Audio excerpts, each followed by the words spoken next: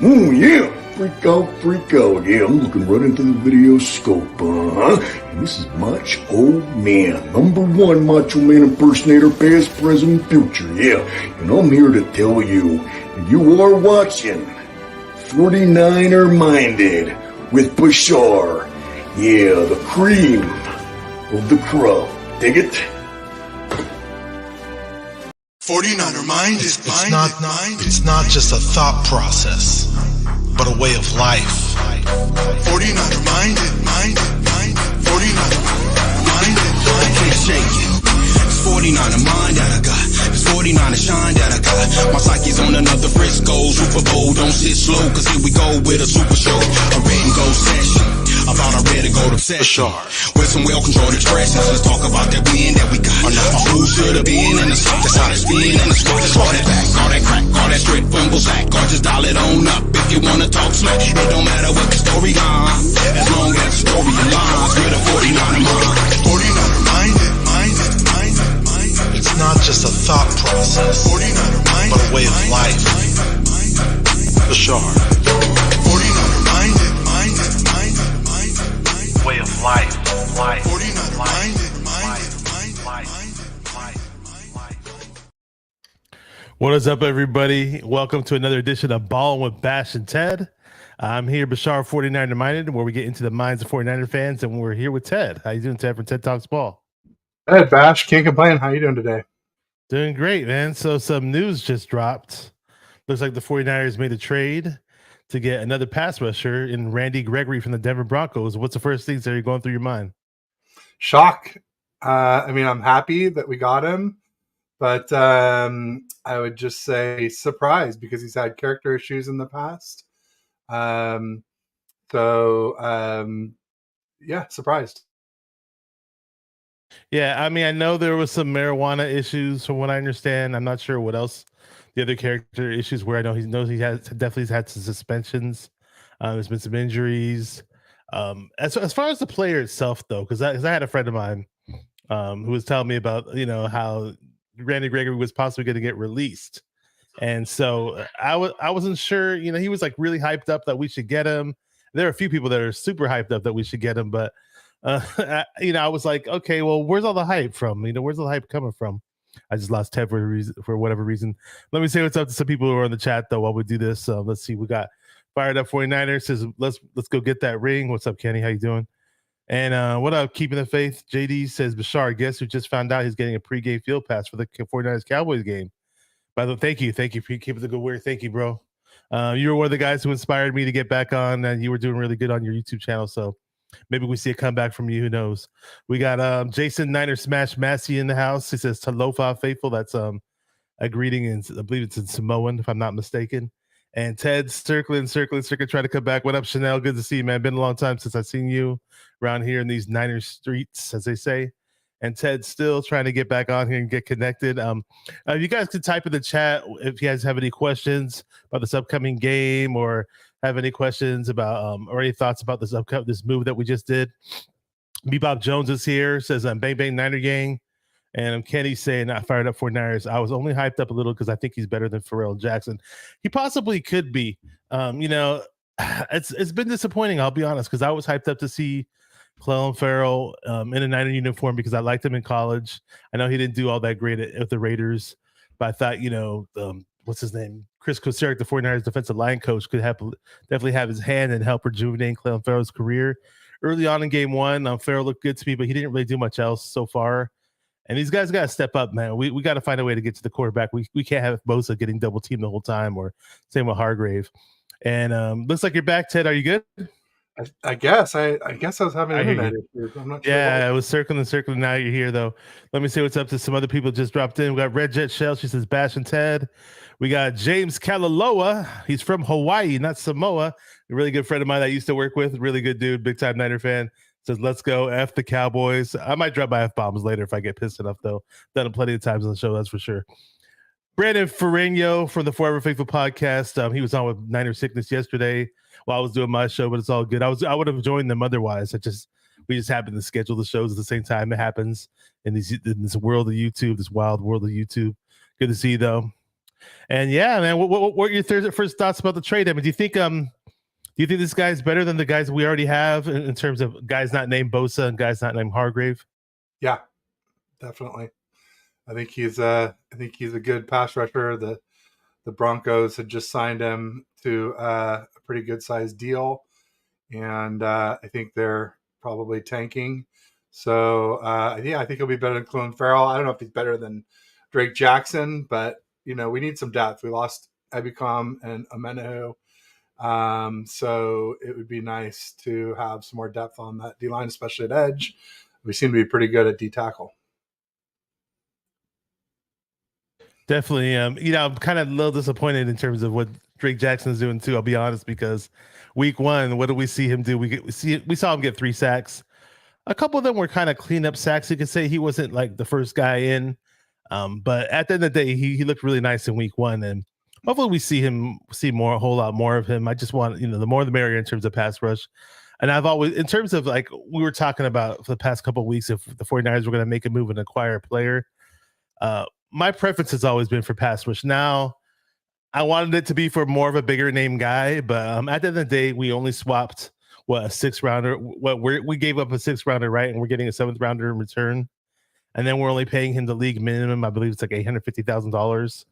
So he had a much bigger contract. I forgot what he was making for the Broncos, but he was making a whole lot of money. Yeah, I think it was a pretty good size, no doubt about it. And Randy Daytona's here. What's up, bro? He says, "What was with the 3-sack night from Drake? Was it a fluke?" Hopefully we see more of those. Maybe he's just a kind of player that gets the sacks and clumps. I don't know. Some players are kind of like that. I prefer more consistency. Obviously, the pressures, and if you're not getting the sacks, at least get the pressures. Got Tommy Huxley here. What up, bro? He says Hyder wasn't really doing anything either. Yeah, I think Hyder got released from what I understand. Kerry Hyder. His better days have been past him. You can say he's more of like a defensive end / D tackle at this stage of his career, not necessarily a true pass rusher. And I was reading what you were telling me in the private chat. I'm not sure what you want me to do there. You mean on your name, huh? To edit it. Otherwise, I'm like having to step above it, keep it from blocking my chin and my face. You just want the white one on there. I can fix it for you, no problem. But yeah, what else is going on in your mind, Ted? Anything going on? Did you have a stream earlier today, or? I had a stream earlier with Young Heavy at 8:30 this morning, and then I have one at 4 with my old trainer from San Francisco. I just wanted you to edit the top one. I'll fix it. It just says Ted H6 in the mic. Yeah, I'll fix it. Yeah, it's fine if it's the only one, but with the white one, it gets up too high into the screen there. Okay, so I'm just gonna take the other one off. No problem. I saw you retweet that one post about Nick Wright on ESPN where he was talking about Brock Purdy a bit, and he was saying was he saying that Geno Smith is better than Brock Purdy and he'd rather have Geno Smith? Was he going that far? He did say that. That was a different tweet. Okay. This one he was doing a pie chart of the relative values of Kyle, the defense, CMC, the rest of the weapons, the O-line, and Brock Purdy, and how much they contribute to the team. Okay, I forgot special teams. I missed that part. I definitely missed that part. We got Donald Johnson here. Says, "Hey, Bash and Ted, good to see you." So I appreciate all you guys in the chat, guys and gals, wherever you are. So Niners did make a move. They got Randy Gregory. He's not a big name guy. I mean, some people are super hyped up as if he's, as if it's like when the Cowboys got Charles Haley from us. That's how some people are kind of taking it. It's definitely not that caliber of a move. I wish it was, but hey, some help on the edge would obviously be very nice. I totally welcome it, and we'll see how it plays out, man. Hey, he's not even going to play this Sunday. Actually, I thought it'd been nice to see him play this Sunday, but from what I'm hearing, he's not going to play.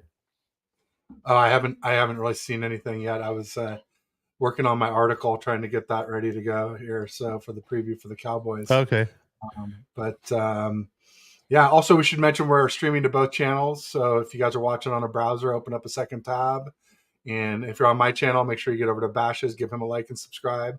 Same thing if you're on 49er Minded, get over to Ted Talks Ball, give me a like and subscribe. It really helps. So thanks in advance for that. And also tonight, I'm going to be going live at 7 p.m. It's one of those rare days where I do 2 shows. We're going to have If you see my shows in the past, I featured a lot of hip hop artists that do like hype songs for the 49ers, and we'll feature their music videos. So there's a music video that's dropping today. The artist is Cousin Rando. I met him at one of the tailgates. Actually, I met him at a 49ers picnic over in Sacramento. Really, really cool guy, positive guy. He's just if you remember like old school Mac Dre, I kind of get those vibes from his music. Just a really, really cool, uplifting dude, and just is always in a good mood and always wants to party. And his music is really good. I like it. You can check him out on his Instagram, Cousin Rando. They're gonna be live at 7 p.m. And the song Tailgate is the video that we're featuring is called Tailgate. So it's the first video that they're putting out for that song. And the rappers on there that are featured are Baritz, who's been on the channel before, and Del Fetty. So all three will be on 7 p.m. tonight. Definitely check it out. Should be a lot of fun. Those hip hop shows I do are this is their treat. They're a lot of fun for me, and I appreciate music in all forms. And hip hop's definitely one of them, especially if in recent years more so. The hip hop that I've been more accustomed to is just anything about the 49ers. So, but I don't know. You may not know too much about that, Ted. Just well, hey, you're more than welcome to tune in at 7, man. We got a Niner gang is in the chat. Says, are we ready to beat some Cowboys? What do you think, Ted? I think we'll beat the Cowboys. Yes, I do think we'll beat the Cowboys. I think it'll be close. I think in a close game, anything can happen. Yeah, I think I've been saying 24-21. I think we'll beat them.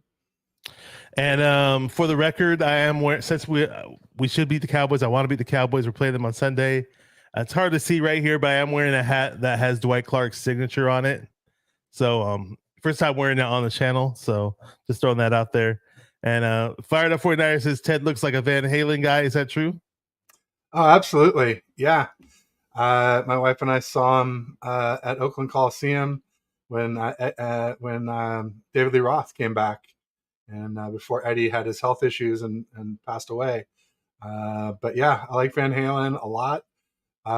Van Hagar, not as much, but still like it. It's a little more bubblegummy. Not quite as. Yeah. My question was, when you said you saw Van Halen live, was it with Sammy Hagar as the lead singer or David Lee Roth? Now I'm jealous because so you've seen them both. Okay. Yeah. Because when I was younger, I never really called myself a big rock music fan, but I was always watching the top 40 hits and music videos, and I was really big on music as a kid. And a lot of those old school Van Halen songs do stick in my head. The videos stick in my head, but it's more so, definitely much more so from the David Lee Roth times. No knock on Sammy Hagar, but I just never got the same feeling from him in the band. He's a great musician in his own, but that's just my 2 cents about it. Who else is here? We got Silly Fun Guy says, what up, y'all? What's up, y'all? This guy says he likes Iggy Pop. I definitely remember who that is. I just don't know his songs. I got a whole bunch of notes typed up for this preview, though, so we can talk about a few things. What do you see as the biggest problem for this upcoming game in terms of matchups? What's on your mind about this Dallas Cowboy game? Micah Parsons against McKivitz. Anyone against Burford. CeeDee Lamb against Isaiah Oliver. Maybe Gallup or one of their maybe Brandon Cooks against Ambry Thomas on the boundary. Those are probably my top 4 big concerns. Yeah, I was on 49ers website and I was reading through their keys to the game, and one of them strictly said keep Ambry Thomas off the field. So I definitely don't want him to be a factor in the game, because 9 times out of 10, if he's a factor in the game, it's usually something bad. We got Dan the Corn Man here. He's a 49er fan / Nebraska Cornhusker fan, hence the name. Because I'm late. We just started. I'm very happy to see a former Husker go to the 49ers. Say, okay, there you go. Yeah, Randy Gregory, right? He's a former Nebraska Cornhusker.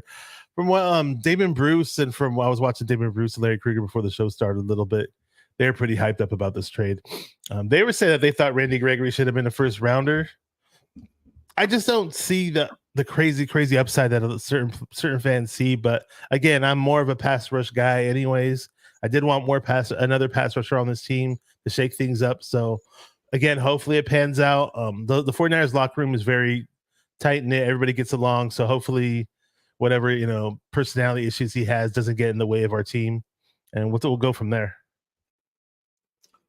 Yep. Same thing. One bad apple can spoil the lot, as they say. So gotta be very careful with who you add to the team. Yeah. So do you think, remember last year when we played the Cowboys And we Tony Pollard got injured, and a lot of people made this excuse that like, hey, we only beat them because Tony Pollard got hurt. I mean, do you have concerns about stopping their run game with Tony Pollard? Sure. Yeah, he's a good back. I did, in my preview article, I did say that, I have doubts that he can hold up as a premier back, but for one game, it's a concern. And I was one of the people who said we might have lost if Tony Pollard stayed healthy. I had 3 key plays in that divisional round game against the Cowboys last year. Pollard getting injured, Kittle with the circus catch, and Diggs dropping the interception. Any or all of those 3 go a different way. The game could have gone a different way too. Not would have, but could have. People like to play that game of like, oh, if Purdy had stayed healthy, we would have beat the Eagles. And I just say, well, if you want to play that game, then we might not even been there if Pollard had stayed healthy. But, because they basically only had one big playmaker once Pollard went down. That was CeeDee Lamb, who, he had a big game against us, but it wasn't enough to carry the team. Now they have, like I said, added Brandon Cooks. So now they have 3 guys that are proven game influencers, big time effects on the game. Yeah, you mentioned Micah Parsons earlier. I wanted to get back to that really quick because our fear is this whole Colton McKivitz situation that we got going on. It's like we have Trent Williams obviously as our left tackle, and people say, oh well, if you have a great left tackle, he's going to go up against the team's best pass rushers. But it's like in so many cases, it's our right tackle who goes up against the team best pass rusher because they're like, oh, we don't want him going up against Trent Williams. We'll just have him go up against some Colton McKivitz. It'll be easier for us. So we're under the influence that possibly Micah Parsons is going to be fielding over on McKivitz's side, and so we'll see how that goes. I mean, we saw him toss McGlinchey last year like a sack of potatoes. McGlinchey got thrown around on that play. And from what I was hearing about Colton McKivitz, I forgot what website it was, but they had a ranking of all the offensive linemen in the league in terms of pass protection, who the best pass blockers are and who's the worst. And they had McKivitz ranked 132 out of 137 offensive linemen in the whole league. That's including guards, centers, all tackles. So that's not going to make you feel good as a 49er fan. But I'll say this. I mean, other than that TJ Watt game, sure. I mean, obviously that was an eye opener. That didn't look good. In general, I thought McKivitz was kind of getting better, in terms of pass blocking. It seems like he's gotten a little bit better at run blocking too. But, the way he got spun around in last week's Cardinal game didn't look too good. It was only one play that really stood out where it looked bad to me. But again, he's gonna be facing, a TJ Watt type caliber player this time around. So it's not going to be easy. No, Micah Parsons is one of the best pass rushers in the NFL for sure. And it's not just Micah Parsons. I mean, they got DeMarcus Lawrence, they got Sam Williams, they have Osa Odighizuwa, who's a real good pass rushing. Now that's more of an interior defensive tackle, but it's a lot of help. And so the difference is like, people say, oh, well, the Rams have Aaron Donald. Yeah, but they don't have much help for him. Whereas the Cowboys have Micah Parsons and they have a lot of help for him, at least on the line. The Cowboys linebackers are beatable for sure. And Malik Hooker, their safety, one of their linebackers has a shoulder injury, and so does Malik Hooker, who's the safety for them. So there are ways to attack the Dallas defense, but I think running it and play action pass will be big for us.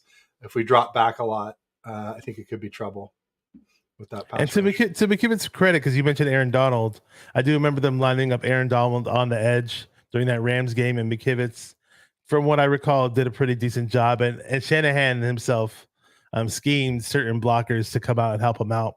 And whatever they did, for the most part, worked, which is pretty nice.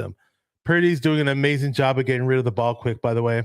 I mean, I believe he's like 5th or 3rd or 4th in the league. Last year he was getting the ball off at 2.8 seconds from the snap to the release. This year it's 2.5, which is pretty remarkable. And he's making the proper reads too. So the short passing game should definitely help. If they're just using all 5 pass catchers and not leaving people to block on those quick passes, I'm actually for that, because you just have a better opportunity of more targets to throw to and more people getting open. And that will just keep them on their toes if they're going to try to blitz or whatever. So it's going to be very interesting to see how Kyle plays this. And let's see. I'm just gonna try to see if pick up any questions in the chats or any comments. I know this is a little off topic, but Brandon was mentioning it. But shout out to our guy. Oh, okay, Brian Cope is here. What's up, Brian Cope? See you, bro. I ran into him at the says sorry he's late. Ran into him at the New York Giants game. He was in our section actually. Really good dude. With him and his wife and David McDiner. Brandon said about Wayne Breezy. He said Breezy's doing a music video shoot tomorrow morning in San Jose. Are you going to it, Brandon? If I was out in the area, I'd definitely try to check it out. Had the pleasure of meeting Breezy before. Really, really cool dude. You're not too far out there, Ted. Are you going to check it out? I am. Oh, you're going to be there? Yeah. The music video shoot? I called my sister today and asked her to come help my wife with our two sons. We have a young son who was just born. It'll be 3 weeks ago on Monday. And then I have another young son who will be 4 in January. And so, yeah, the weekends are usually I'm on daddy duty, but I've been trying to get to one of these 49ers Rush meetups forever. And I figure this would be a good time to do it. So yeah, I will be there tomorrow morning. I was going to maybe be a little bit late, but if it's a music video, maybe I better make sure I'm there on time. I don't know what time they're going to shoot. I was planning on being there by 9:30. Starts at 9 and goes to noon. And the details are you can find it through John Chapman or Breezy. They've posted about it. But surprisingly enough, I may actually make one of these for the first time ever. Yeah, I kind of wish I'd be there. I'm about 2 hours and 20 minutes away. I'm not going to be at the game. And if I was going to be at the game, I probably would have been out there. We got Mariah from 49er Faithful League podcast that we do bringing the Heat podcast every Tuesday at 6 p.m. It's going to be on my channel this coming Tuesday, actually. It's a lot of fun. It's me. So basically, Mariah from 49er Faithful League podcast is on there, along with Ryan from No Border Sports, and we always have fun on there. Bring the Heat podcast. Definitely check that out. Who else is up in here? We got 49er Throwback. What's up for 49er Throwback? Does a lot of good stuff on Twitter. He does a lot of throwback videos of 49er highlights. You see Steve Young on there, Joe Montana, Jerry Rice. You name them, all the greats. Fernando, yeah, he's great. And yeah, Fernando's awesome. And what up, James Jernal from the UK, London, I believe. He says, I'm saying Basha. I don't know. There's an R that you're missing there, buddy, but it's all good. I appreciate it, man. It's hilarious. Yeah, so yeah, shout out to John Chapman and Wayne Breezy. I know John Chapman's always doing those 49er meetups with the 49er Rush. I had the pleasure of meeting him with you when I hung out with you after training camp. They're all good dudes, actually. Let's see what else is on. Warowski's here says, where are you going to have Randy Daytona on as a guest? He brings the fire in the chat. I don't know. He's got to hit me up and ask me if he wants to come on. Every now and then I've done some call-in shows. If you guys want me to bring the call-in shows back, let me know. Thinking a good time to do them is probably on Saturday evenings. I don't know if I could do one tomorrow or not, but if I'm able to do one, I might just do one. Who knows? Yeah, I mean, anything else going on with this game? I mean, because we're talking about Purdy and how I'm very impressed with Purdy thus far this season. I know so certain people may want to see more for an extended period of time. I understand that, but I mean, last week what we saw with Purdy is he was taking some deep shots down the field and he was connecting to Ayuk. Was the Rams game where he was missing on those deep shots, and then he finally connected to Juwan Jennings. From what I understand, he's been working heavily on his deep ball after practice. So if we could add that to our arsenal on a consistent basis, that will help out this offense a lot. We were definitely missing that with Jimmy G, and we didn't even have it much with Brock Purdy last year either. So hopefully it could be a new thing that we could do with our offense.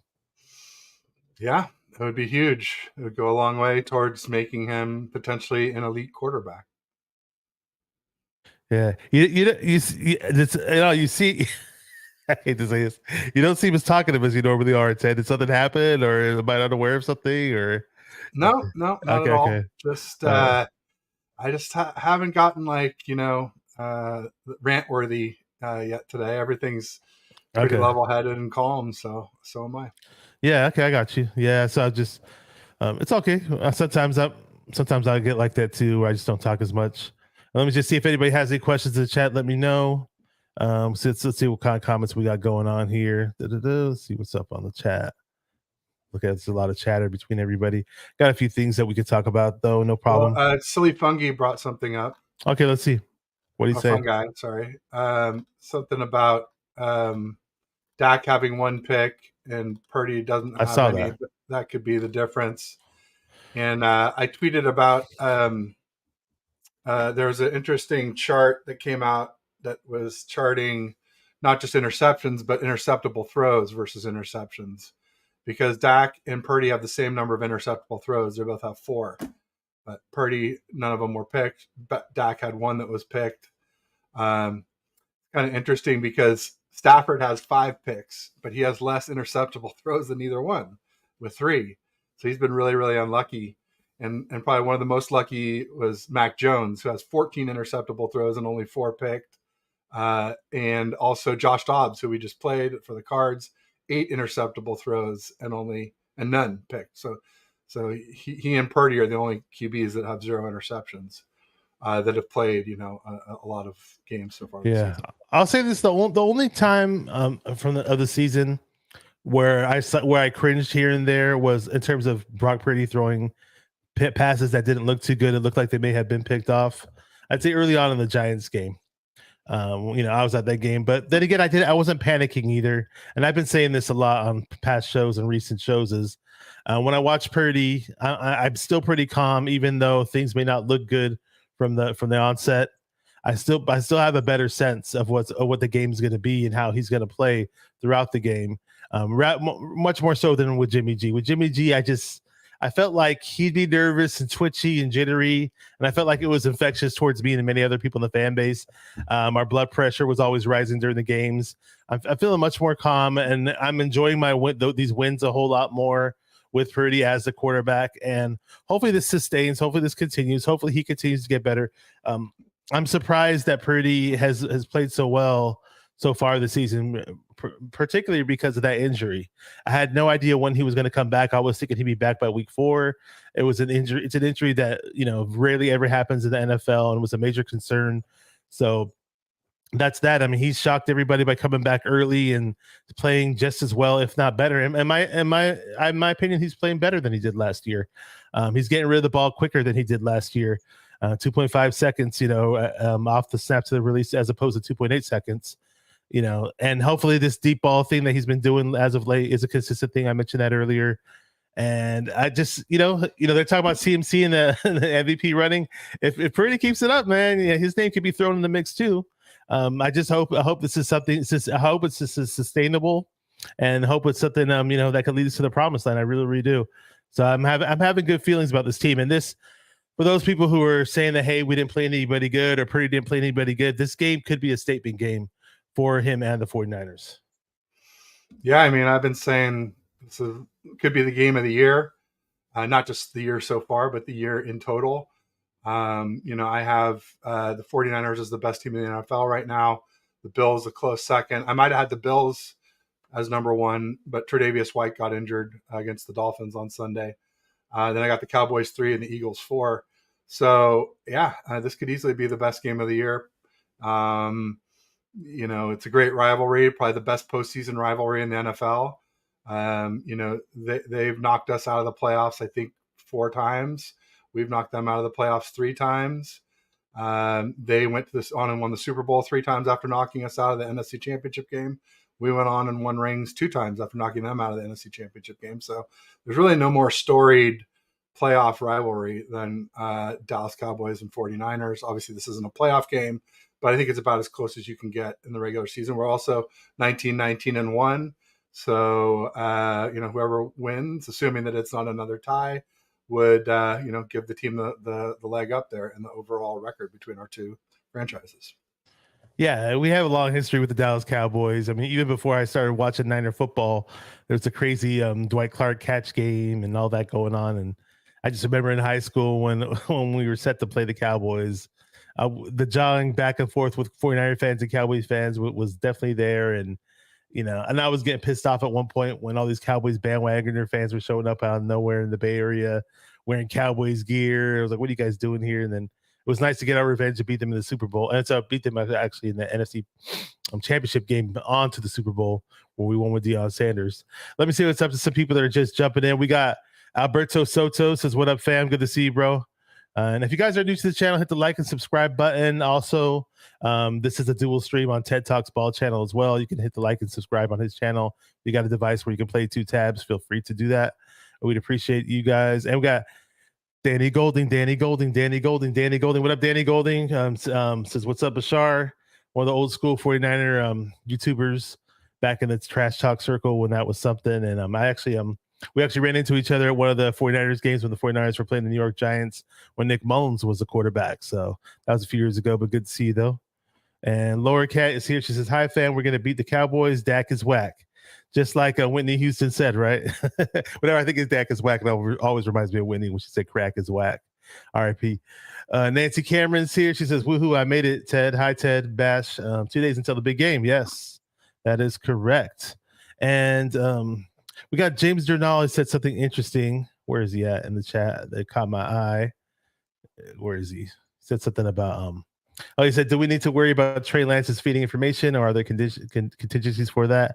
I don't think it's a big deal. Do you have any thoughts on that, Ted? I mean, I don't think it's huge, but I think it's something. I think it's just one more reason why I wouldn't have traded him to the Dallas Cowboys. Yeah, a lot of Niner fans shook their head when they got the breaking news of people were texting them or calling them, or if they saw it on Twitter, wherever they got the news from. They're like, "Whoa, we traded him to the Cowboys? What's going on here?" And then I remember James Durnall was one of the guys whose chat I just read was one of the first people. Well, he was the first guy I could remember just popping on the chats and saying, "Wow, now the Dallas Cowboys have a hold of our playbook," you know. So it is what it is, you know. Hey, we do have Anthony Brown, and he's a former Dallas Cowboy. I believe he's been with them for over 5 years, and he's a cornerback. So he's obviously, he can give us some tips on their defensive schemes and all that. Randy Gregory, who we just picked up, used to play for the Cowboys. I believe he's not going to play though. But yeah, I'm still kind of excited about Randy Gregory. I'm just not as excited as everybody else is. It's what it is, Bo. But back to Trey, I just don't think it's that big of a deal. We have, there's film on the Niners over the past few weeks, and Kyle does a good job of masking things and hiding things, and he has plays that he probably hasn't even ran. Probably a good amount of plays that are deadly that he hasn't even ran at this point in time in the season. So, and if you notice, like the past few games, like we used Kittle a bit in the New York Giants game, but then again we didn't really use him much in the recent games. And then the past game we didn't really use Debo, but Ayuk got a heavy workload. So just imagine a game where we spread everything out and we get a whole bunch of these guys involved. I just think we have so many weapons, and Kyle has so many ways to draw up different schemes and plays. I just don't think it's going to be a factor at all. I just hope Debo's 100% or close to it. He certainly wasn't last week. So, yeah. So, I mean, I believe the week before we had saved Ayuk, we sat him out, and this time around, Debo was on the field, but we weren't necessarily using him. We didn't want to wear him down either. So that's okay. I'm perfectly fine with that. Let me ask you this. Speaking of wide receivers, I was kind of a friend of mine, Joey Mahoney, brought him up to me, was talking about how he may possibly be available with Chase Claypool, and the Miami Dolphins did a trade for him for the Chicago Bears. Did you have your eye on that guy as a player by any chance? Because I was thinking he might be a type of player that could help out the 49ers receiving core. I mean, he's big and he's fast. I don't know that I don't know what kind of a blocker he is. That's important for us. I just feel like we're pretty set at wide receiver, and I think there's some character issues going on with him. He seems like subtraction by addition, whether it was with the Steelers where he started out or on the Bears. They seem to be doing better in the last 2 games since he hasn't been, since they told him to not come to practice. So I would pass on him based off of that. Yeah, in any case, we didn't get him. He had some major attitude issues with the Bears. I liked what he was doing on the Steelers. He's about 6'4", 235, runs a 4.4 40, similar to like a Jalen Hurd type build. And I was curious to see if maybe the 49ers might be interested in him, but then again, with his attitude concerns, it was a red flag. So it is what it is. So let's see. We got some other people jumping in here. I think there's Dan Castillo, a good friend of mine, says, you think Gregory will play Sunday? That's what I was looking up for you. From what I was hearing, he's not going to play. But who was it? Okay, so this is from David Lombardi. Let's take it for what it is. He said, I'm reading it right now. Randy Gregory will not play in the 49ers Cowboys game. He has passed the physical here in Santa Clara, but will fly back to Denver to finalize his move and be back in the Bay Area on Monday. So there you go. Interesting. It would be nice to see him play. See if he had added any boost to our pass rush, especially in an important game like this. Hopefully the other guys do step up in his absence, though. So that's good to know. So we got who else is here? We got this new guy. Welcome. Like and subscribe to both channels if you're not already. His name is For Life Niner. Says, how about them dull ass Cowboys? I get it. I get the play on words. I like it. A lot of people say cowgirls, which is kind of played out, but that's some originality for you. Oh yeah, this is very important. James Durnall said the Cowboys do have the highest pressure rate in the NFL, expecting the Yak Bros to set the stage. The long ball won't be effective in this game. Yeah, the Cowboys, I believe they have 7 guys on their roster. You went through the names of their pass rushers and who they got going after the quarterback.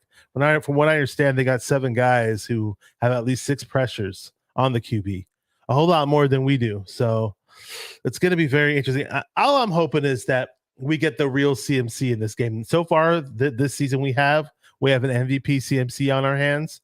Hopefully MVP CMC is what we get on Sunday, because last time we beat them, CMC only had 36 yards.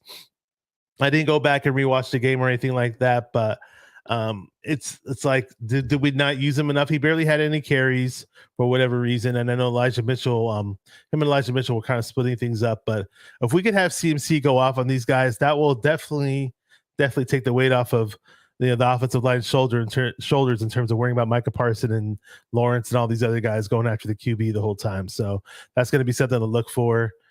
So, and, who knows, we may run some short screen passes and all those little plays where we try to get Debo yak yards or Ayuk or whoever. Let's see. Warowski says, I want to see Mitchell come back from the dead. We'd love to see it too, man. What do you think about Elijah Mitchell so far, Ted? I mean, he's been injured most of the season, and injured most of the preseason, and injured most of last season, and injured a lot in his rookie season, even though he did play a lot more percentage of games in his rookie season. But since then, it's been few and far between. So I don't really think about him much because I can't count on him. Yeah, it's, last year, especially in the year before, he showed a lot of flashes, a big play potential. And there were times where like, wow, this guy's so good. He's so good. And then we enjoy him for like 2 or 3 games and then he's gone. So hopefully he steps up, especially in a game like this where we need him to. So James Durnall says this: the Dolphins had a high pressure rate when Brock first got injected into that Dolphins game.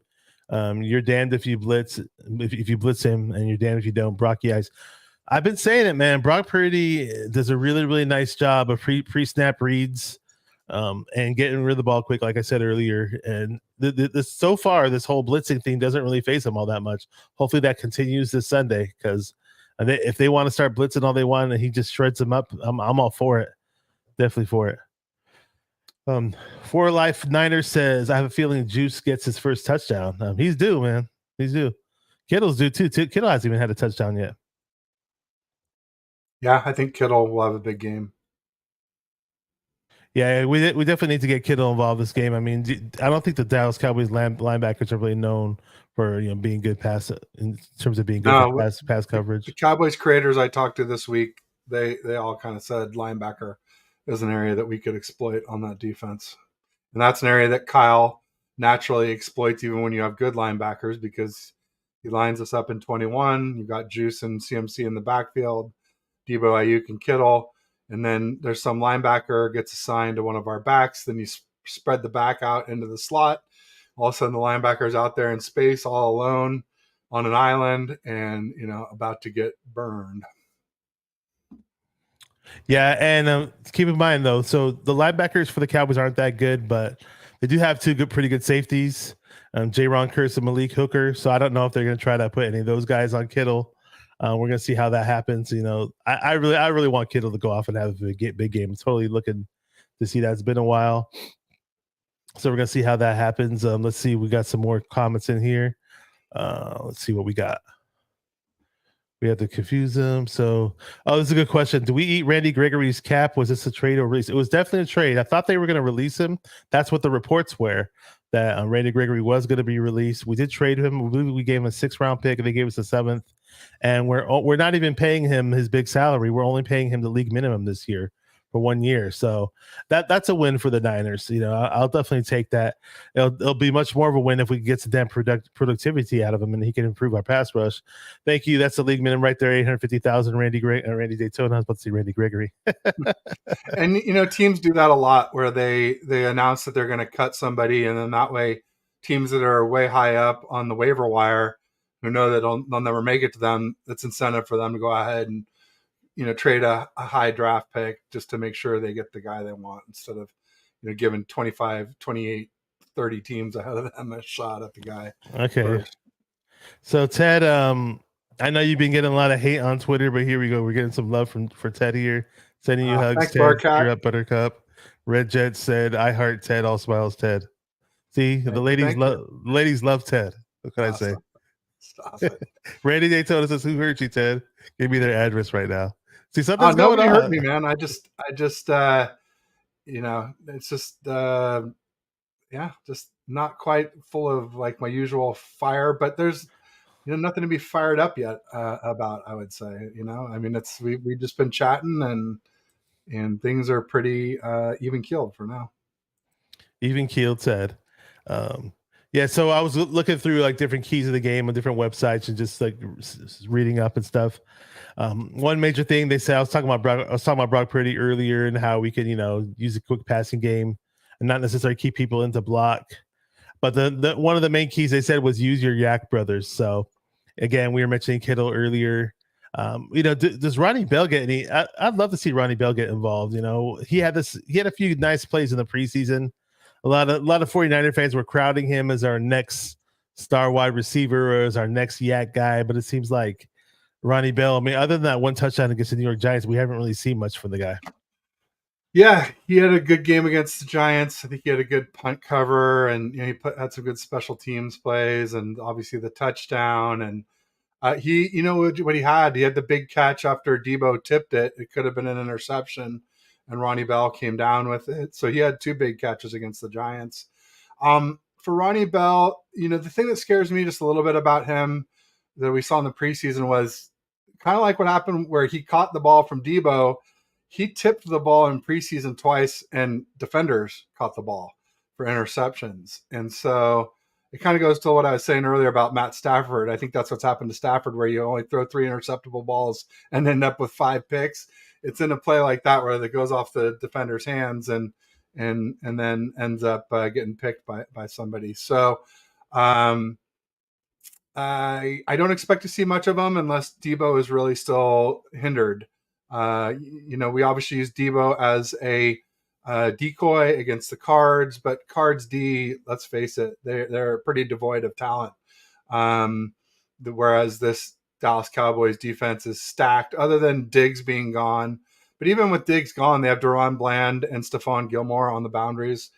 2 really good corners, honestly. So I think we're going to see more of the traditional 49er stuff. I don't think Brandon Ayuk will be going off the way he has been so far this season.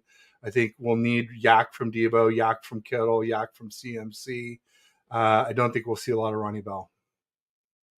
Yeah, I get what you're saying. I'd like to see him just because I'm a big fan of his, and since I like his potential. I'm a huge fan. I call him Bell the Bull. Yeah, I'll say this though. Every time I see these damn LA Rams highlights or the aftermath of the game between us and the Rams, I still shake my head like, why didn't we draft this Puka Nacua guy? I know we drafted Ronnie Bell, but imagine had we drafted Puka. I think that would have been a really nice addition to our squad. Yeah, 500 receiving yards. He only has 1 TD, but he's been doing a hell of a job. And now they got Cooper Kupp coming back this week. But it is against the Eagles. I don't think the Rams will beat them. Who are you going to root for in that game, Bash? Are you rooting for Rams or Eagles? That's a tough one. I mean, tie. Yeah, tie would be nice. But if a team were to win or lose, yeah, I'd say I'd have to pick the Rams on that one. No, you know what? No, I'll stick with the Eagles. I'd rather have the Rams lose because they're in our division. So by default, interesting. I would rather have the Eagles lose because, it's just I think they're the better team. I think they're the bigger threat, and I think we still have a chance, even if we were like say tied with the Rams going into Week 18. We play them in Week 18. And so I think we'll sweep them for the 5th season in a row here in 2023. Yeah, and I brought up the Puka thing because, like, hindsight's 2020, as they say. But Yeah. it's just, you always see these players go. What bothers me the most is a lot of these players go to our division rivals. I mean, especially a lot of these wide receivers. I mean, I remember I really wanted Larry Fitzgerald. He went to the Cardinals. I had no idea who Anquan Boldin was, but once I saw him his rookie year, I was like, dude, why didn't we get this guy? And he was on the Cardinals as well. Then the Seahawks got DK Metcalf, and the list goes on and on and on of all these like star guys that go to our division. So it is what it is. But yeah, Puka, 500 yards in the first 4 weeks is very remarkable. He didn't get a lot. So he didn't get many touchdowns. 1 touchdown, you said, and he was killing us the whole time we played him. So I liked him coming out of college. I mentioned him a few times on my mock draft shows when I was doing these mock draft shows on my channel. So it is what it is. So got a lot of U's in those receivers because Tutu has 2 U's. Tutu Atwell, yeah. Puka Nacua has 2 U's. Yeah. Cup has 1 U, but Cooper sounds like a U. It's almost like 6 U's and 3 wide receivers. Pretty wild. All right, so I'm not sure what Regit says. To be fair, some of the opposition came from the Eagles came to us too. Hargrave, that's right. Yeah, I appreciate that. Totally getting Hargrave from the Eagles. He's just off the bat. He just fit right in. He's argued. Was talking to this about this with Raj from RSF 49ers last night. You can make the argument that so far that Hargrave might be just as good as Defoe, if not better. What do you think? No, but he's really good. So you still like Defoe better? Yeah, because Defoe plays the run much better. But okay. Yeah, but as a pass rusher, yeah, he might be as good or better than Defoe as a pass rusher. So I guess it depends on how you look at it.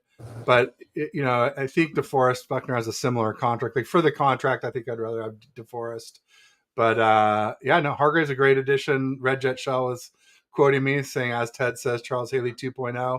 We forgot in a good way because Charles Haley was bad when we lost him to the Cowboys, and they won 3 out of 4 Super Bowls. We only won the 3rd one because we got Dion that year. So yeah, I think he could be a real Eagle killer for us.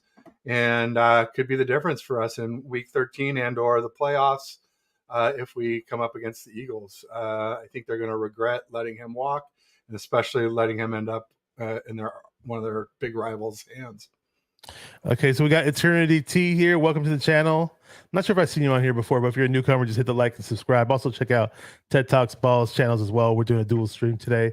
So I could see Jennings and Bell having a good game since Downs really won't account for them. I'm a big fan of Jawan Jennings too. I love his tenacity. He's not a fast guy, but when he catches the ball in the open field, he likes to get extra yards, break tackles, and he loves to block as well. So I mean, you watch these like CMC runs, and our wide receivers are killing it in the blocking game. Ayuk's throwing major blocks. Jennings, I think Bell even threw a pretty good block not too long ago, and just a lot of fun to watch these wide receivers in the 49er uniform. And David Yang says Hargrave is a better QB sacks guy.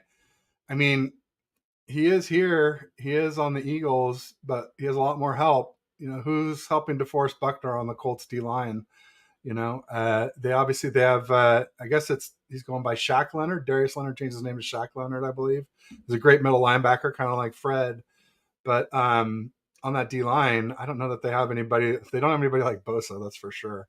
Or Armstead, I don't think, but certainly not like Bosa because Bosa's one of one. So, yeah. Yeah, I mean, I liked DeForest Buckner when we had him too. I just thought I just thought the whole thing with the salaries and paying him and how much he wanted, and I don't know, just kind of got messy. And then people were mad that we paid Armstead a really high salary at the same time. And sure, I'd love to, if I were to go back, sure, I'd love to have just given Defoe a little bit more. But we were putting a whole lot more money into the quarterback room back then than we are now. So that's why they were able to pull off the Hargrave deal this time around, for a big time deal for a D tackle. For Life Niner says, I hope on both sides of the ball all is healthy, so there will be no excuses. Oh yeah, definitely. And well, I don't know about that though. I mean, there's a lot of injuries. CeeDee Lamb knee, Debo knee, Micah Parsons knee, as I mentioned, Malik Hooker shoulder, their secondary receiver, not Leighton Vander Esch, but their other linebacker shoulder. There's even Turn Smith, who's full practice today. It's his first full practice in a long time. Their left tackle. There's a lot of banged up players. I mean, look at Jennings coming back from that shin, Dre Greenlaw ankle. There's a lot of banged up players. So, but hopefully they can all play and they all play well. That's like you said. I mean, game's better when you have more good players. Getting banged up is a part of football if you look at it. I mean, but I mean, as far as them sitting, he wouldn't play. CD will play. Yeah. He just has a dinged up knee. He probably won't be 100%. Yeah, no, I wasn't saying those people aren't playing. I was saying that they may not play their best. Well, hey, real quick, Beto's trying to stir things up with his comment there. He says, favorite QB is coming. Now, my favorite QB is not Trey Lance because he's a Cowboy now. I haven't rooted for Trey since he became a Cowboy. So I think he will end up being good someday still. I mean, put it this way. How can you watch Justin Fields last night and not wonder if Trey might do that, somewhere down the line? I said all along, Justin Fields needs, better offensive line and better weapons. And now he's finally starting to get it and he's starting to shine. And Trey Lance just needs reps. So, I'll never root for him as long as he's a Cowboy, but I will not be surprised if he becomes a very, very good quarterback someday. Calling him, he's a bust for the 49ers, but not for the NFL, not after only 5 starts. I'm actually hoping the Cowboys trade him or release him and he can go somewhere else. I don't like the idea of him being on the Cowboys at all. And, it's a logjam there. They already got that other guy, Cooper Rush or whatever his name is. And, they're paying Dak all that money. So who knows what happens. But again, I haven't mentioned that guy and God knows how long because he's no longer on the team. And we got the Smitty. It's a cool name. It says Ted, don't act scary this week. It's Cowgirls week. It's go time. Go Niners. It says 37-20. Okay. I like that score. I do. I definitely think. Well, I'm going to do my score prediction a little bit later. We're getting closer to the time where we're about to end. But you guys have any other questions? Keep going. He says Justin Fields still sucks. I'm not big on Justin Fields. I mean, he's going to come around after what he did last night, but I'm just not big on him in general. That just that he was talking about Dak Prescott. Okay, so people got on me on the timeline for defending Dak Prescott in the loss to the Cards because the Cowboys were missing like 80% of their offensive line, including 3 All-Pros, which is huge. It's huge. And then you just look at what happened with the Patriots. They get Biotish back, their center. They get Zach Martin, their all-world right guard, who's probably a lot of people think as good as Trent Williams. And then they also got Tyler Smith back. And all of a sudden, they hand the Patriots their worst loss of the Bill Belichick era, 38-3. And now they might be getting Terrence Smith, their all-pro left tackle back. So this is the first time, if Terrence Smith plays, that these 5 starters have ever started together, have ever played a game together for the Dallas Cowboys. And even without that, they are widely considered a top 3 line in the NFL, along with the Lions and the Eagles, obviously the Eagles. But I'm saying if you haven't seen these people play, we don't know how great this team can be, this offensive line. So it's scary. And so, like, don't think I'm a fan of Dak and don't think I'm a fan of their O-line. I'm not. I hate the Cowboys, but I can be honest and hate a team, and I can be honest when I love the only team I love, the 49ers, and still be honest about them. And that's what I think people, good analysts, do. Is you don't let your emotions get in the way of truth and facts and reality. So Beto finally got me fired up. Thanks, if the bear was hibernating, he sure woke him up. I know what your poison is and your kryptonite is. It's Beto. I need to have Beto in the chat more often. Apparently, he definitely knows how to push my buttons for sure, and I appreciate it. I don't want to sit there and be like boring guy the whole time either, but there was nothing that fired me up so far, and not that anything wrong with you, Bash, but it takes someone being confrontational a little bit to kind of get my juices flowing and get me fired up. And for a classic example of that, just have everybody check out Ted's Twitter feed. We got Portala 45 says Kerry Hyder go to the practice squad? Well, good question. Maybe not. I mean, they did release him, so we'll see. We'll find out very soon. So we got Jimmy Perez here. So what's up, my brother Beto? He's just chilling. I was honestly surprised that we signed Hyder to the 53-man roster in the first place. Yeah, I was never big on Hyder. Obviously that one season where we missed the playoffs, Hyder was nice, and then he went off to the Seahawks, and got some money with the Seahawks. But other than that, I mean, I haven't really seen Kerry Hyder do much for this team. And they'd be like, oh, well, he's an asset because he can play both defensive end and D tackle. But I mean, he doesn't give you much of the pass rush at the end. Nice to have some guy with some actual speed, and Randy Gregory, that's for sure. We got 49er dude, the guy who does the 49er hip hop artist extraordinaire, who did my theme song, the 49er minded theme song that you heard earlier in the show. He's going to be at the Dallas Cowboys game. Unfortunately, I'm not going to be there, so I'm not going to meet up with him, but I did meet up with him last year. Says, what's up, Ted Bashar, Randy Gregory, huh? He's going to be problems for other teams with our surrounding talent. I hope you're right. I hope he is. I'm a little iffy on getting so excited about him. I'm glad that we did add a pure pass rusher to the mix. Hopefully, from what I understand, he's better than some of the guys that we have, our accessory guys that we do have out there. Clellan Ferrin, Drake Jackson, and Austin Bryant. So hopefully he is better. Unfortunately, he's not going to be playing this Sunday. It would have been nice to see him out there, but whatever. We got Ryan from No Border Sports is here. Says, what up, everyone? Good to see you, bro. And Beto 96 says, I'm happy to be of assistance, Ted. Yeah, I know you are, Beto. I know you are. I want to shout out a good friend of mine on the chats, David Yang Gang twins. So I haven't seen you in a while on here, so good to have you. He says Tyron Smith has been getting whipped for a while now. Okay. All right, yeah, hopefully this Tyron Smith edition isn't that big of a deal. I mean, him playing. I mean, there was a Dallas Cowboys fan named Texas Boy that was on the chat last night when I had Raj on from Ours to 49ers, and he drops in Rombo's chat a whole lot. He's like a big time troll on Rombo's chat. He's a little more laid back on my chats, which is cool, but he was saying, well, the 49ers are going to get smashed because Dallas's O-line is healthy now. And then my response was, well, wasn't Dallas's offensive line healthy the last two times we played you guys? So it is what it is, man. Go ahead. They've never had these five play together ever, let alone against us.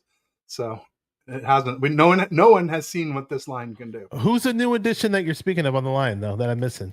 Tyler Smith, they picked up, I think, last year, who did really well for them. And then they've just had injuries. They've had injuries to Biotish has been injured some.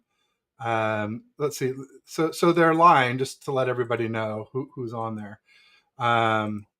So it's starting with left tackle is Terrence Smith. Then they got Tyler Smith. So they have two T. Smiths, which is interesting. Biotish is their center. Zach Martin, the all-world right guard. And then Terrence Steele, right tackle. And so I think Terrence Steele's had some injuries. Biotish has, and Tyler Smith has, and obviously Terrence Smith has had a fair amount as well. So, and Zach Martin typically is an Iron Man, but even he has been injured recently. He missed the Cards game. Well, maybe our guys will get them more injured because we're just going to pound them to the ground. So I never root for injuries, but yeah, I mean, I was just kidding. We play tough. We do play tough, and yeah, they're a lot of those guys do seem injury prone. So you can't rule it out as a possibility. And that's what I was saying about Tony Pollard. I don't know that he's ready to be like a bell cow, a premier, running back in this league. He's a smaller running back. Actually, they do have a small running back who I really liked in the draft. But the guy, I mean, he's super explosive when he has the ball in his hands. Yeah. But he's also just super, super tiny. He doesn't even look like he's like 6 foot 209. So he's not. Oh, he's kind of like Elijah Mitchell, even smaller than Elijah Mitchell. Well, I'm not talking about Deuce Vaughn. Oh, Deuce Vaughn. Deuce Vaughn, who I really liked in the draft, but he's super tiny. When you see, he's 5'5". When you see him out there, he doesn't even look like an NFL player. 5'5", 176 pounds, but definitely fast with the rock in his hand. So we'll see how much they try to use him against us. It's going to be very interesting. What's his name? Fired at 49ers said Tyron Smith is inactive this week. I don't know where you got that from. Is that the recent maybe that happened today, but as of I was going off before, as of a few hours ago, I was going off the injury report from yesterday, which said he was full go at practice yesterday. So I don't know how you go from full go on Thursday to inactive on a Friday, but I guess maybe something flared up. Maybe, who knows? I mean, I trust. I'm guessing that's recent fired up. Yeah, if it's recent, I'm going to look it up on Twitter just to see if anybody's mentioning it. I don't see anything concrete just yet, but if anybody has anything in the chat, our lads still has Terrence Smith listed as left tackle. So, right from what I see, well, it's a tweet from Dallas Cowboys Network. It has a blue check mark, so go take that for what it is. It says Tyron Smith has a knee injury, has no injury designation, and is expected to play on Sunday. So whatever. So my understanding. Yeah, that's what usually people are saying. We'll see. Maybe Yeah, he's looking at an old report. You know, I'd rather play with those guys in the lineup now. Just for the fact that these fans love to make up excuses whenever we win. I was like, okay, well, hey, we beat you, and that guy did play. Now what? I like this Eternity T. We might need to blitz more. This game with Hufanga. Love Talano Hufanga. I'd love to see a package where we got 3 safeties out there. And I'm talking about Jair Brown. I want to see Jair Brown in the mix some way, somehow. We could blitz him. We drafted this guy in the 3rd round. People said we got to steal in that round. Let's get him on the field. Let's see what we could do with this guy. There you go. I like it. Yeah, Tig is he's, from what we've seen of him, he's looked pretty good. Just obviously we haven't seen a lot of him here in the regular season. So mainly in special teams. I saw him make a couple plays here and there. He looked good in camp. He looked good in preseason. So and people go, well, what does that matter? And it's like, well, our best player in camp was Brandon Ayuk. How's he doing? Our second best player in camp was Javon Kinlaw. How's he doing? So that's why when people doubt me when I said Trey Lance was our best QB in camp, time will tell. Time will tell. Ted will always be Ted, that's for sure. Hey, to Kinlaw's credit, he's actually done pretty nice so far. I mean, he hasn't made any big, huge, explosive plays, but when you go back and watch the film, there's been some really nice. Fired up. Inactives aren't announced until an hour before kickoff. So you're looking at last week's. He was inactive against the Patriots. Biadish, Tyler Smith, and Zach Martin all came back against the Patriots. So yeah. Eventually, we'll find out before game time, though. If things change, it's going to say Sunday, not today. Yeah, we'll find out eventually. They don't announce inactives on Friday. I mean, maybe sometimes they do. If someone's injured, they do, but not going from like a full participant in practice. I don't know, unless he got hurt today in a walkthrough or something. I don't know. I just don't think so. Okay, he got hurt thinking about Bosa. Maybe, I don't know. Yeah, that could do it. Somebody says David Yang says Bosa's gonna walk Smith back on his ass. There you go. So David Yang also said about Jair Brown, he can play nickel too. I don't know why we don't give him a shot. I don't want to see no more of Ambry. Yeah, a lot of people are getting sick of this Ambry Thomas business. He's just not cutting it out there. I don't know what else to say. Randy Daytona agrees with me. He says three safeties are fine. Go ahead and drop your score predictions in the chat if you guys have them. And Ted, do you have a score prediction for this game? Yeah, 24-21 Niners. 24-21 Niners. Okay. So that means Jake Moody better be on his A game if we're only going to win by 3 points, according to you. So Damian Lee's in the mix. Good to see you. We're actually shutting things down. You're a little late to the party, but it's okay. It's all good. I'm going to be live again tonight, by the way, guys. 7 p.m. tonight, Pacific time. I'm going to have some 49er hip-hop artists on here. Cousin Rando, Delfetti, and Baritz. We're going to premiere a brand new video for the song called Tailgate. I get like Mac Dre vibes from the song. It's pretty cool. It's going to be a lot of fun. So definitely check it out. 7 p.m. Pacific time tonight. Damian Lee says the Cowboys have been inactive from Super Bowl activities since Monica Lewinsky. Oh my gosh. That's a name from way back. If you don't know who that is, feel free to look her up. Frank Tom Ocean is here. Says, yo, boys. He's over on Ted's channel. If you're on Ted's channel or my channel, just make sure to hit like and subscribe on both channels. And we always appreciate that since it's a dual stream. We got more score predictions in the chat. Here we go from Red Jet Shell. She says 20-17. No 30 bombs this time. Okay, I'll take a victory anyway. I get it. Eternity T says 27-20. So a lot of close scores here. We got 31-21 49ers. The 49ers I believe they're favored by Vegas. Unless things have changed, I believe that it's 3.5 in terms of the differential. We got Randy Daytona 500 says 24-21 Niners. Okay, a lot of close ones. David Yin Yang Twins 24-17. And you're putting me on the spot there, bro. Yeah, what is yours? I was going to do it too if they did. Niners Sickness Podcast says I want to see Bash do a live by himself. To quote, who was that? Lil Jon, you could do it all by yourself. Maybe one day. I don't know. We'll see. I did it recently when I had my co-host didn't make it, and I was just like, screw it. I've already set the time and done the promotion. I'm like, I'm just going to go live by myself. Yeah. Like if I go live by myself, I just don't want it where the chat's empty because then I'll just be stuck, and I feel like I have to feed off of people some way or another. Some type of interaction has to go on. I don't feel like I could just type up a list of topics and just ramble away, because then I feel like I'm talking to like a brick wall. But who knows, Beto? You're very good at it, by the way. Niner Sickness Podcast. Check out his YouTube channel. He does a lot of streams by himself. Sometimes he has guests. Sometimes we do collabs. I collab with him and Brandon and Dion and Christian and all those guys every now and then. Beto was doing a live stream of the game, and I jumped on with him a couple different times. I jumped on, and then the baby woke up, and then I was off for a little bit, and I was like, maybe best if I stay off. And then we weren't doing well. I'm like, hey, maybe I better come back on to get the thing jump started again. And so I there you go. Yeah, I saw a little bit of you guys. While the games are going, though, I'll be honest, it's very rare that I have another device going and watching another streams, but some people can do both at once. It's all good if you can multitask in that way. So we got more score predictions. I'm going to do mine in just a second. We got James Durnall from London, says 40-0 F the Cowboys. Okay.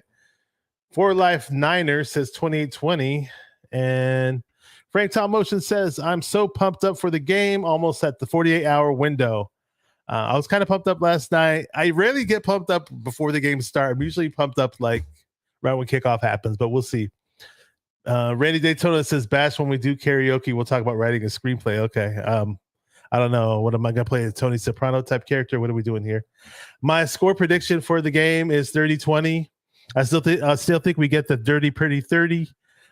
This is going to be a bit of a closer game, obviously, because we're playing a tougher team. You know, I'm not going to take anything away from Dallas. And Dallas, if things go wrong, we could easily lose this game. I'm not going to say I'm guaranteeing a win 100%. You know, anything can happen in today's NFL. Yeah. But, you know, obviously I'm a 49er fan, so I'm going to pick the Niners. Going to say 30-20. We're at home. Sunday night football, night game. We play nice in those night games. Kenny, fired up 49ers, says 31-24. Yeah, my bad for saying you're from London. I know you're in the UK. I'm not from London. If you insult me like that, get Alberta popcorn in your microwave. Like, I didn't know there was that much resentment towards London. Wow. Okay. Wow. Okay. All right. Alrighty then. Yeah. So getting spicy. They are in the chat. I really appreciate it. Big turnout in the chat. I wasn't expecting this. Maybe because the Randy Gregory news popped, or in general, people just hyped up for this Dallas Cowboy matchup. It's going to be a huge barometer in terms of where this team is at, where Purdy's at, where this defense is at. And if you're not excited yet, you're going to be excited, you know, pretty soon, man. It's going to happen. So the bug's going to bite you. And so let's go through his sacks real quick. So Randy Gregory sacks: 1 in 2016, 6 in 2018, 3.5 in 2020, 6 in 2021, 2 in 2022, 1 so far in 2023. Not exactly setting the world on fire for all these people who think it's the next Charles Haley. There's some people that were super excited. Having 25 sacks. I saw tweets like, I'm so stoked we made this trade. I'm so pumped up. It's like we didn't get a pro. The guy's never had the double-digit sacks. I mean, it's not always about the sacks. I get pressures. Now, if he's a high pressure guy, that I don't know how many pressures he gets per game. Or if he's really good against the run too. Yeah, I haven't scouted him that much. You know, like other. Some of these guys are just so excited about him, but hopefully we find a way to get some production out of him. Again, people hype up Chris Kosaric as the best D-line coach of the year. Hopefully that remains the same. Brian Culp says Ronnie Lott and Ronnie Lott inverse score. There you go, 42-24. Yeah, I love that. Whenever I see number 42, I think of Ronnie Lott right away. He slashed it a few times this week. It's the first time I figured that out. I'm a slow learner, Bryant. And Kenny Fired Up 49ers was messaging me because he was watching a bit of Randy Gregory's highlights, and he says that he's very good at forcing fumbles and popping the ball loose. So Gregory's better at forcing fumbles than he is at sacks. All right, let's take a look at that. From what I'm hearing, that this guy has a mean type attitude, like a mean streak on the field. If anybody can reinforce that, go ahead. I hope that's the case. He said, we need a mean guy on the team, not a choir boy. So we'll see. Worowski says Gregory is so good the Niners gave him nothing for him. Yeah, we didn't give it much for him. I don't know about him being so good, but I'll take the move regardless because I wanted another pass rusher. So yeah, this is not the one. We still need the guy. We need the bookend for Bosa, and Randy Gregory is not that guy. I'm gonna just say it right now, folks. He's just like Cleveland Farrell, or Some people were Maybe a saying little like, better oh, than he's. Kerry Hyder. Some people were saying he's better than Clelin Ferrell. He's better than Austin That's Bryant. not He's saying much. better than Drake Not better Jackson. than Drake Jackson. I hope they're No, right. I he's hope not they're better right. than Drake Jackson. No way. I'm sorry, Drake Jackson. Woo! I am for real. Hit that high note. I can't hit the high note. That's the thing. Somebody mentioned karaoke earlier in the chat, and I pick specific songs that match. Well, if you know anything about music and singing and all that, I play keyboards and I played with a couple of singers here and there. You always have to play in the note and the scale of that particular singer and play certain songs that match that singer's voice. And high notes have never been my thing. We got Steve-O says that Gregory with a question mark. Not sure what that Randy means. Gregory. Yeah, I get it. I know it's Randy Gregory, but I just don't understand what he typed there.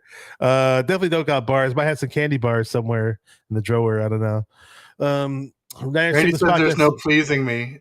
I'm just a tough grader, Randy, but guess what? When you get a good grade from me, it means something. So yeah, you're consistent like that, though. I understand. It's a little too much sometimes, but I respect it, and that's how you are. I'm not here to change people, and unlike other people out there. I mean, I did do the apology this week to where I basically said I was wrong about Purdy. I don't know if you saw that. The poem. I saw a little bit of the post. I didn't read the whole thing. I saw part of it. Yeah, basically, it was like a formal apology or something like that. It was like a little poem. Basically, I said, while not ready to crown Purdy long term yet, what he's done here for I can't ignore. Glad that I didn't bet. Face no contenders and maybe no pretender, or maybe only playoff pretenders, because I don't think the Rams and Steelers are necessarily playoff teams. They could be, they could not be, and still have some doubts that'll last real long. But at least for now, I must say that I was wrong, and I'll try to be one of Brock Starr's biggest defenders. So it was a little mea culpa, and then I posted up the stats. That you can't argue with the stats from the beginning of the season. Because even I was saying, 2016 Matt Ryan's better than Purdy, but he's not better than Purdy in these first 4 games. So, I have doubts about the competition we've faced, but you can't doubt what Purdy's done. It's irrefutable. He's, the stats and stuff, highest QBR, highest passer rating, very good against the blitz. No interceptions. Like I said, they're interceptable balls, but they weren't picked. So, the results speak for themselves. Whether they'll hold up, we'll see. I think that obviously this is a huge, huge test Sunday night. And I do trust Purdy more than Dak. I think they'll both throw 1 interception, but I say in my article that I think that Purdy, when the pressure's on, Purdy will make the right decisions and Dak won't.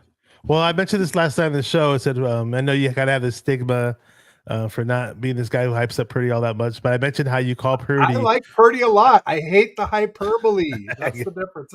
People can't separate the two. Like, I hate he's Brady, he's Mahomes, he's Montana. He's none of them yet. Okay? He's not. Yeah. But they go as far as to say that he's better than. And I said all along, I'd rather be happy than right. It'll make me very happy if Purdy turns into a franchise QB. I haven't seen it yet. And it was nice that, I moved him up from 8 to 12, I started out at 14 to 18. After Giants, I said 11 to 15. After Cards, I said 8 to 12. And what do you know? JTO comes out last night and says there's probably at least 8 quarterbacks better than Brock Purdy in this league. I'm like, bam, I've been saying this the whole time. Go after JTO, not me. Hey, but I'll take that, though. That means that Purdy's in the top 10. Yeah, if Purdy's already in the top 10, I'll totally take that. Great. And I was thinking 15 through 11. So good for less than 16 games. Yeah, played. he's getting towards the point where he's on the borderline of top 10 or could be top 10, which is fine. It's just like you said, some fans are saying he's the best quarterback in the league or he's better than all the other elite quarterbacks out there. It's like no, pump the brakes, ladies and gentlemen, please. But hey, I'll welcome it when it does happen. If it does happen, I'll definitely welcome it, and that means we're going to be winning Super Bowls. Panama Queen is here. What up? She says, "Bash and Ted, appreciate you." Panama Queen. A little late because we're going to close up shop, but let me just catch up. Oh, before we do, can I promote my next show? Go ahead. Yeah, do it. I'm going on at 4 in about 15 minutes with my old trainer from San Francisco. His name's Anzo. He's a big Cowboys fan, and his brother is going to come on too. So they're going to be 2 of them against me. And he was the one who, like, I talked to him all about sports whenever we were training, and he was like, "Dude, you should just go do this. You love it. You're good at it. Go, do the YouTube channel. Whatever you're thinking about doing, go try it." And so, love me or hate me, Onzo is a big reason why I'm doing this today. All right, I'll check out you and Onzo. I don't know how much I can check out of it, but I'll definitely try to check out the replay if I'm going to miss some of the live. I appreciate it. Brian Kolb says he's waiting for the Jake Moody poem. I want to see you do that Brock Purdy poem in rap form, set a beat to it, and make a video. That's right. He did talk to me during a show. DM me about it, Bryant, because my memory's a Swiss cheese. If you just do comments in a show, if you DM me, I'm much more likely to remember with a little reminder. I did say I would do that, and I've been busy. And I thought he was just saying that right there to be funny. So I didn't know you guys talked about it before. But those are just excuses. I got to come through for you, Bryant. Hopefully I can remember it. If you DM me, it's a much higher chance that I'll remember to do it. Beto keeping the energy up. He said Brock Purdy's better. She's just kidding. Brock Purdy's better than Joe Montana. That's funny. Fired Up 49ers says, I have nothing but respect for people who stick to their opinions and don't let others influence their decisions. Yeah, I'm definitely not a fan of this whole belief that all 49er fans have to think the same exact thing, and we all have to have the same takes. It's like it's not Nazi Germany. We all have to have free speech and free thinking. There's some people on Twitter who just have this warped mindset that I have to think exactly like you do in order to be a true, real 49er. I got canceled over this stuff. Absolutely. Yeah, I've had a few people come at me. It's been ridiculous. A lot of followers, subs, views. I mean, everything. But hey, that's fine, and I'm down. I put it this way: I'd rather have that happen than like me jump fully on board with Purdy and be some jinx. I'd rather win and lose subs and followers and views than jump on board and jinx it and then end up losing. So I admitted I was wrong through 4 weeks, and I hope he keeps making me wrong. Like I said, I'd rather be happy than right. Okay. We got James Durnall says I need to make a version of a Purdy song in a UK football chant style. That'd be interesting. Okay, so Ted's got another show coming up, and we appreciate everybody in the chat. If you've been watching on both one channel or both channels, just make sure you subscribe and like on both channels. Appreciate you guys. I'm going live at 7 p.m. tonight. We're going to do the premiere of the Tailgate video. It's a 49er hip hop song by Cousin Rando, Del Fetty, and Baritz. And thank you guys for watching 49er Minded, where we get into the minds of 49er fans. It's been Ballin' with Bash and Ted. Keep repping those 49ers and stay 49er minded. Let's beat the Cowgirls. Let's go, Niners. Let's go. Peace. Peace.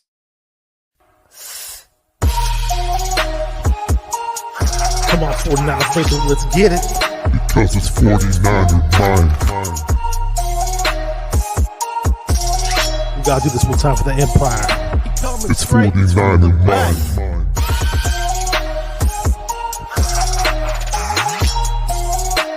It's 49er mind. We gotta get that brick by brick real quick.